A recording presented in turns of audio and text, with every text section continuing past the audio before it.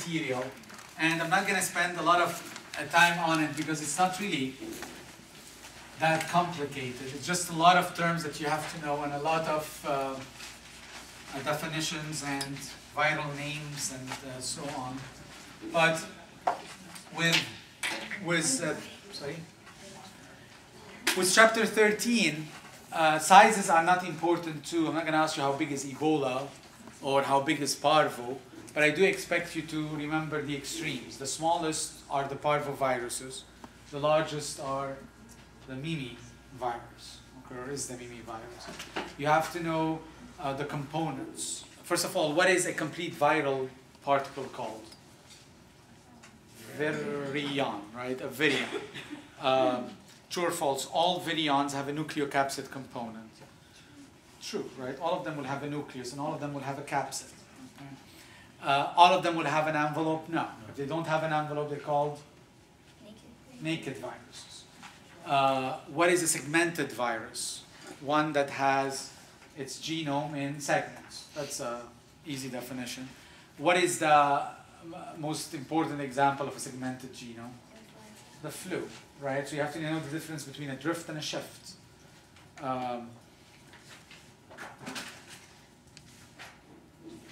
Also, you have to know that, like, be able to associate, viruses with their most important. So let me just give you examples. If someone were to tell you hepadnaviruses, what comes to mind? T2 bacteriophage, let's say. With hepadnaviruses, these are the ones that have partially double-stranded genomes. T2 viruses have what? Have the binal symmetry, where you have the head of one type and the tail of another, right? Icosahedral versus helical. True or false? The polio virus can infect a wide variety of animals. Polio. That's rabies. Polio is specific to humans. HPV stands for human papillomavirus, infects a wide variety of human cells. That's false. HPV only affects skin and mucous membrane. The one that can affect a lot of cells is what? Cytomegalovirus, right? So be able, it's really, you have to know everything about the chapter, but I'm just telling you things that are sort of more equal than others. You have to put the stages of a virus, life cycle of a virus together. I mean, in order, that is. Absorption, you have to know the details, of course. Penetration, maturation, biosynthesis, and release. How do filamentous viruses leave the cell? Extrusion. How do naked viruses leave the cell? Usually by lysis. How do envelope viruses leave the cell? Usually by... it's not really called that. It's called budding, right? So a form of exocytosis. You also have to know which, for example, the one question could be detailed enough to ask you what's the receptor for HIV called, right? You have to remember it's the CD4 receptor. What's the receptor for the lambda virus? It's the LPS. Another type of question would be another terminology, that is. I'll set it up for you. This is a diagram, but I'll tell you the squiggly line is viral DNA. Okay? The squiggly line is viral DNA. What is it actually called? What's the term for it? Once it's inside the chromosome, clearly this shows the chromosome of the cell, right? This is now called the prophage. So you have to please prophage. The whole thing is called what? A lysogen. And the phenomenon is called lysogeny. So this is a lysogen. And the phenomenon is lysogeny. What is a virulent phage?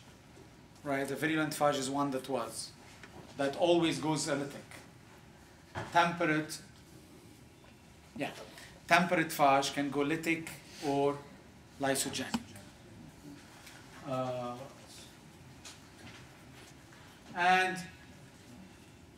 The last section of this chapter is viroids and prions. Don't worry about the sizes. You do have to know the discoverers. But you also have to know the main features, which is what? Viroids are RNA, plant diseases.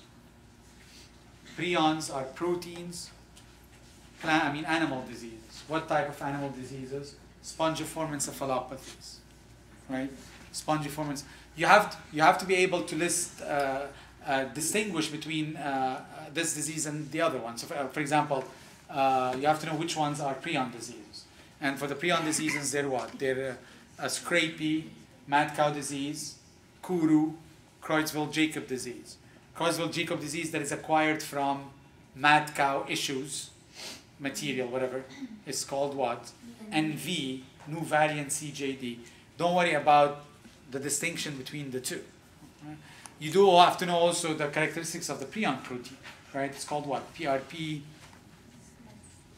SC for scrapie, and it has more beta sheets than alpha, and it's very resistant, and it can kick the other one into, literally, bump into it to make it a prion protein. Any questions from 13?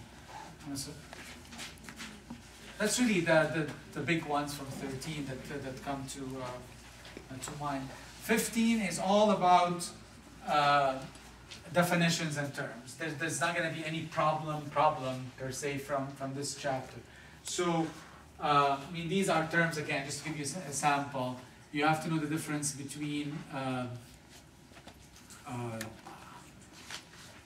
pathogenicity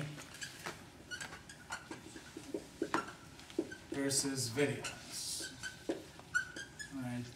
Toxigenicity versus invasiveness. Sign versus symptom.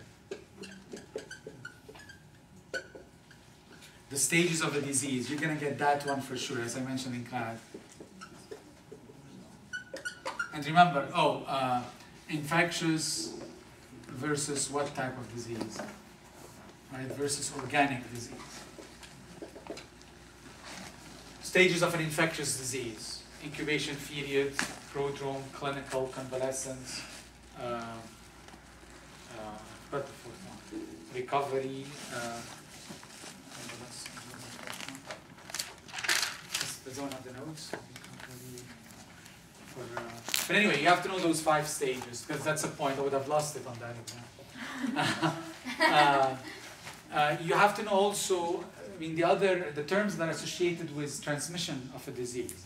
So for example, true or false, all fomites are vehicles, but not all vehicles are fomites. Remember, a vehicle is the big umbrella that includes fomites, which are inanimate objects, plus air and water. So that would be true. What's the difference between a vector and a carrier? Carrier automatically implies a human. A vector implies a non-human animal. Right? What's the difference between biological and mechanical? That formula for infectious disease, that's probably another point out of those 95. What are portals of entry versus portals of exit? The difference between horizontal and vertical. I mean, I honestly feel if you read it a few times, you should get those points from that part, because it's not really. The second part deals with virulence factors, and that you would have to commit those enzymes and proteins to good, long enough memory. Because you will be asked the difference between leukocidin and hemolysins, the difference between an adhesin, what is the M protein that Streptococcus pyogenes produce, that endotoxin, exotoxin table, as I mentioned in class, that's worth probably about 4 or 5 questions on your final. 3 to 5 questions. 2 to 6 questions. One of these, but no, seriously, you're gonna have to know it. And the question would be, which of these applies only to exotoxins, or which one of these applies only to endotoxins?